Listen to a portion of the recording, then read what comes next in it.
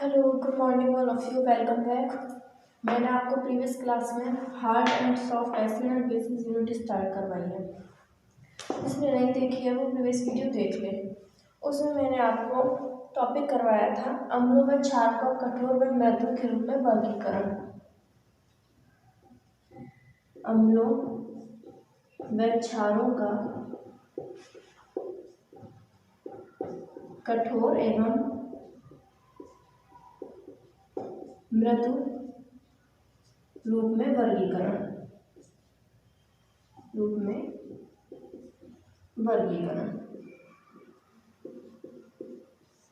ये मैंने आपको प्रीवियस क्लास में टॉपिक करवा दिया था कि कठोर अम्ल क्या होते हैं, कठोर क्षार क्या होते हैं, दुर्बल अम्ल क्या होते हैं, दुर्बल क्षार क्या होते हैं। आज हमारा नेक्स्ट टॉपिक हम स्टार्ट करेंगे पियर्सन्स HSAB कॉन्सेप्ट। पियर्सन की HSAB अवधारणाएं हमारा आज का टॉपिक है। इस यूनिट में सेकंड टॉपिक जो आपके सिलेबस में है।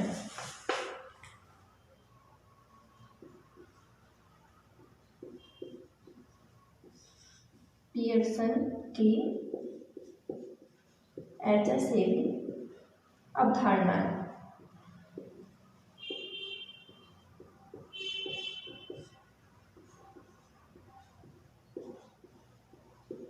Pearson's HSAB concept. Pearson's HSAB concept. जैसा कि हमें यूनिट से पता चल रहा है कि यूनिट हमारी hard and soft acid and bases की है, तो सभी ने अपने अपने मत दिए। तो हमारे एक साइंटिस्ट हुए पियर्सन, इन्होंने भी कठोर अम्ल, कठोर क्षार, दुर्बल अम्ल, दुर्बल क्षार के बारे में बताया। तो इन्होंने एक थ्योरी दी।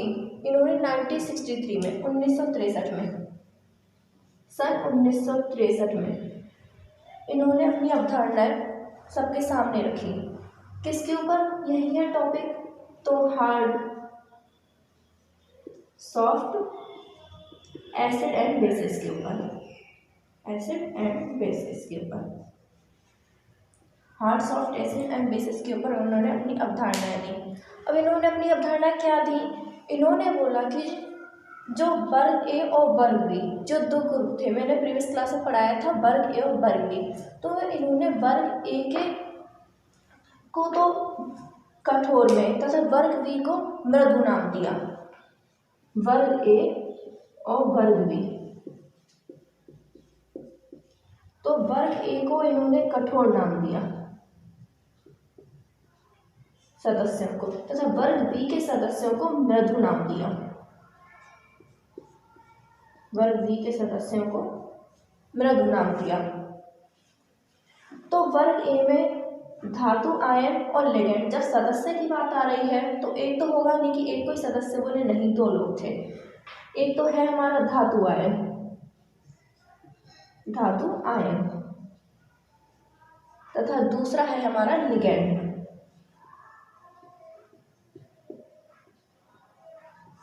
यहां भी वर्ग बी में भी धातु आयन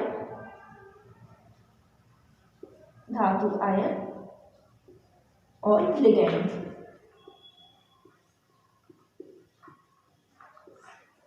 तो वर्ग ए के धातु आयन को इन्होंने कठोर अम्ल तथा लिगेंड को कठोर क्षार का।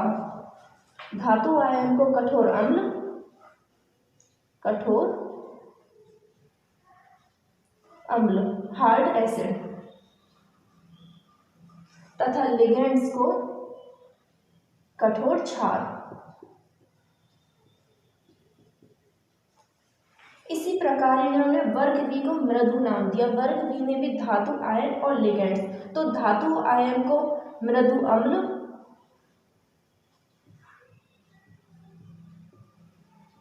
तथा लिगेंड्स को मृदु क्षार नाम दिया। मृदु क्षार, मृदु क्षार। यहाँ तक आपको इसी में समझ आ गया होगा कि पियर्सन ने HSAB की अवधारणाएं 1963 में दी, और इन्होंने भी वर्ग ए के सदस्यों को कठोर तथा वर्ग बी को सदस्यों को मृदु नाम दिया, हार्ड एंड सॉफ्ट। तो जब हार्ड नाम दिया है तो इसमें सारे हार्ड आएंगे, यानी धातु आयन को कठोर अम्ल तथा लिगेंड्स को कठोर क्षार कहा। तथा वर्ग बी को मृदु नाम दिया, वर्ग बी के मृदु नाम दिया किसको, सदस्यों को। तो धातु आयन थे उनको मृदु अम्ल तथा लिगेंड्स को मृदु क्षार कहा। अब हम देखते हैं कि आखिर कठोर अम्ल, कठोर क्षार और मृदु अम्ल और मृदु क्षार है क्या। उससे पहले हम एक एग्जाम्पल देखते हैं।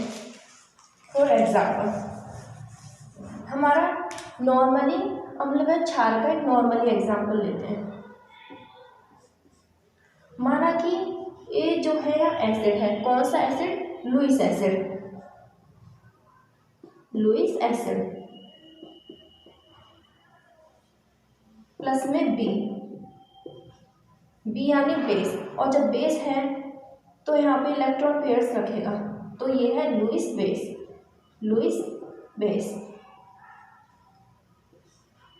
तो जो प्रोडक्ट बनेगा ये हमारा जो है यहाँ पे कॉम्प्लेक्स जो बनेगा, कॉम्प्लेक्स बनेगा ए, कॉम्प्लेक्स ए और बी, ये हमारा बना है कॉम्प्लेक्स यानी संकुल,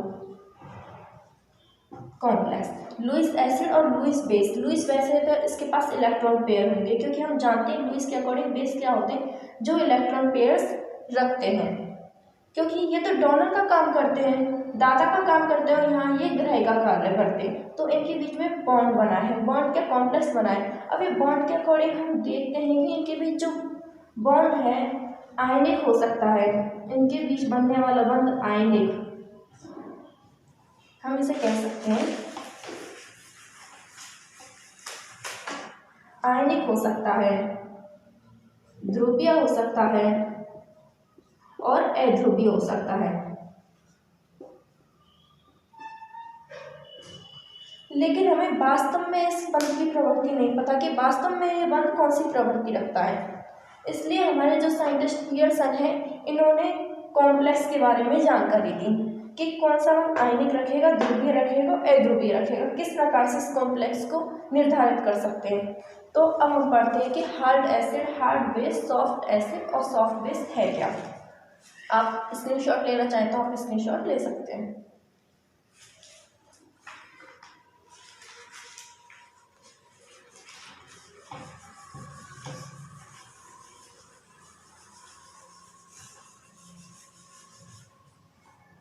तो अब हम देखेंगे सबसे पहले हार्ड एसिड।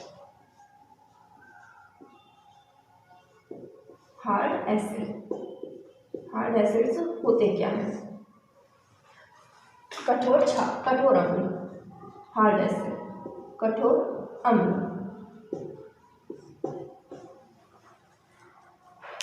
सबसे पहले इसकी जो हमें कठोर अम्ल आ जाता है तो सबसे पहले ये होते हैं कैटायंस।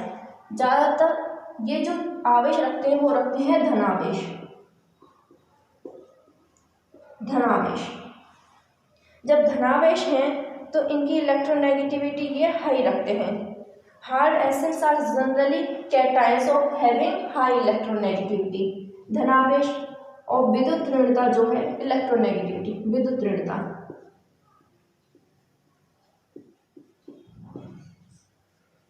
हाई रखते हैं, जनरली धनावेश चार्ज रखते हैं, विद्युत ऋणता हाई रखते हैं, और जो इनकी ऑक्सीडेशन स्टेट होती है, ऑक्सीकरण संख्या होती है, ये भी इनकी हाई होती है, high oxidation state, high oxidation state.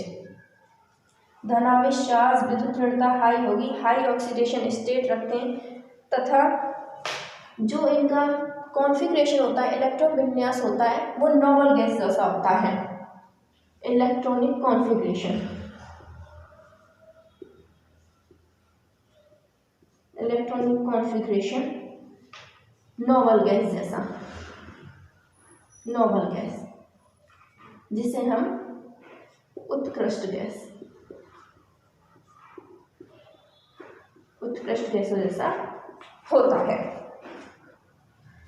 जैसे एग्जाम्पल हम लेते हैं इसके एग्जाम्पल, जैसे एल्काली मेटल, जैसे हमने वर्गी बताया ना, alkali metal and alkali earth metal. हम जानते हैं कि जिसे पीरियोडिक टेबल यानी आवर्त सारणी में पढ़ते हैं, एस ब्लॉक में होता है ए और बी। तो ये वाली एल्काली मेटल और ये वाली alkali earth metal, earth metal. तो हम यहाँ बात करते हैं alkali metal, example alkali metal इस वाली की। तो इसके अंदर क्या आते हैं, हाइड्रोजन, लिथियम, सोडियम, और हमने बता दिया है पॉजिटिव चार्ज आएगा तो नॉर्मली इसके एग्जाम्पल होंगे H plus, Li plus, Na plus, K plus, etcetera इत्यादि। इस प्रकार के एग्जाम्पल होंगे इसके। अब हम बात करेंगे सॉफ्ट एसिड की। ये तो हो गए हमारे हार्ड एसिड। अब हम बात करते हैं सॉफ्ट एसिड की।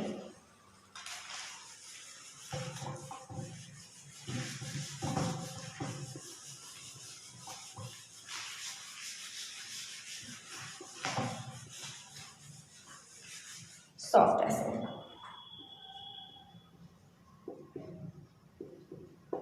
सॉफ्ट एसिड, सॉफ्ट एसिड मतलब मृदु अम्ल, मृदु अम्ल।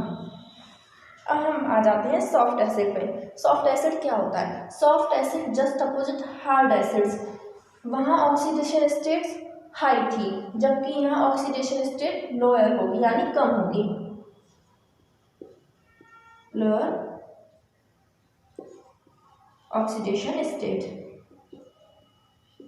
Oxidation state. इसे हम OH से भी डिनोट कर सकते हैं, लोअर ऑक्सीडेशन स्टेट। दूसरा point, high D electron configuration में electron, high D electron, high D electron मतलब डी कक्षक में इलेक्ट्रॉन ज़्यादा भरे जाएंगे, हाई डी इलेक्ट्रॉन। और जो इसका नॉर्मल गैस कॉन्फ़िगरेशन है वो नहीं होगा, पूर्ण रूपेण तरीके से ये नॉर्मल गैस कॉन्फ़िगरेशन नहीं रखेगा, यानी कि छद्म तरीके से रखेगा, शूडो छद्म तरीके से नॉर्मल गैस इलेक्ट्रॉन कॉन्फ़िगरेशन,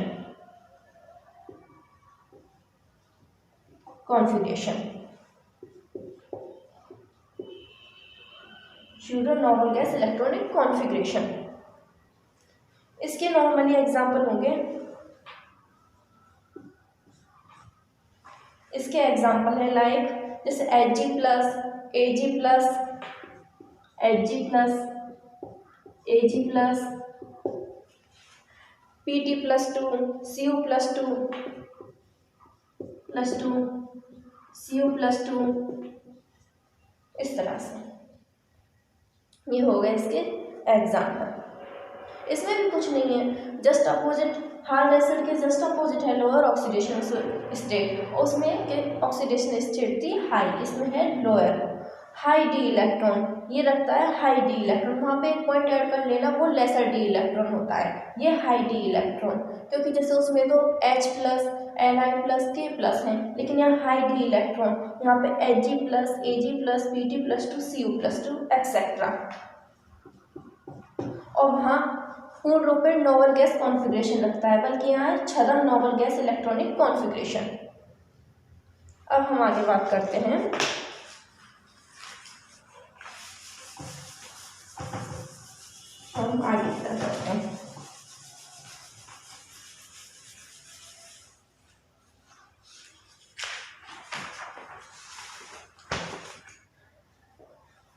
अब हम बात करते हैं, अब इनके बीच में हमने hard acid and soft acid पढ़ लिए, लेकिन इनके बीच में भी कुछ एसिड होते हैं जिनको हम नाम देते हैं बॉर्डर लाइन एसिड्स, सीमावर्ती अम्ल, बॉर्डर लाइन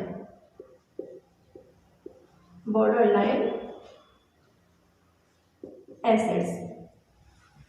अब बॉर्डर लाइन एसिड्स कौन कौन से होते हैं, इन पे है ना बॉर्डर लाइन एसिड, आगे आपका टॉपिक आएगा सहजीवन, उसका सबसे ज़्यादा प्रभाव पड़ता है। Border line acid, border line bases, इन दोनों पे है ना सहजीवन का बहुत अधिक प्रभाव पड़ता है।